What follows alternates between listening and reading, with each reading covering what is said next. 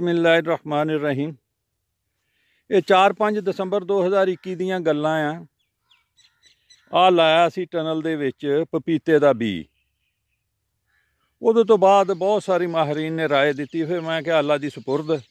ਅੱਜ ਕਿੰਨੀ ਹੋ ਗਈ ਖਾਲਦ ਸਾਹਿਬ? 21 ਹੋ ਗਈ जनवरी ਦੀ। ਅੱਜ ਇਹ ਟਨਲ ਖੋਲੀ ਹੈ, ਇਹਦੇ ਵਿੱਚ ਗੰਦ ਉੱਗਿਆ ਆ, ਉਹ ਹੁਣ ਕੱਢ ਰਹੇ ਆ। ਉਹਦੇ ਥੱਲੋਂ ਪਹਿਲਾਂ ਅਸੀਂ ਉੱਤੋਂ ਦੇਖਦੇ ਸੀ ਤਾਂ ਕਹਿੰਦੇ ਸੀ ਵੀ ਇਹਦੇ ਤਾਂ ਨਿਕਲਿਆ ਹੀ ਕੁਛ ਨਹੀਂ। ਬਹੁਤ ਮਾਲਕ ਦਾ ਕਰਮ ਹੈ ਜੀ, ਸਾਰੇ ਨਿਕਲ ਰਹੇ ਆ ਜਿਹੜੇ ਆ ਇਹਨਾਂ ਦਾ ਪੀਟ ਮਾਸ ਖੁਸ਼ਕ ਆ, ਉਹ ਥੋੜਾ ਜਿਹਾ ਅੱਜ ਪਾਣੀ ਲਾ ਦਾਂਗੇ। ਪਪੀਤਾ ਉੱਗ ਪੈਂਦਾ ਜੀ, ਬਲਕਿ ਆ ਦੱਸਣ ਡਏ ਆ ਜੀ ਕਿ ਰਾਤ ਦੇ ਨਿਕਲਣ ਡਏ ਆ। ਕਿਹੜੇ ਆ ਜੀ?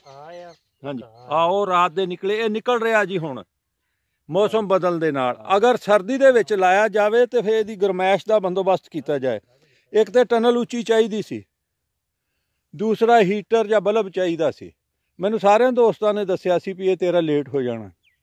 साडी भी किहड़ा पैली तैयार सी, असीं क्या चल जदों उगू उदों ही सही। नाले ला के चल गए सी जी मीर अली साहब, मुड़ के पता नहीं पहाड़ों ते लाण चल गए या चोलिस्तान चले गए, हजे तई आए नहीं। मीर अली जी हुण फेरा कदों मारना? वो गया आ, अगला दसो की करना?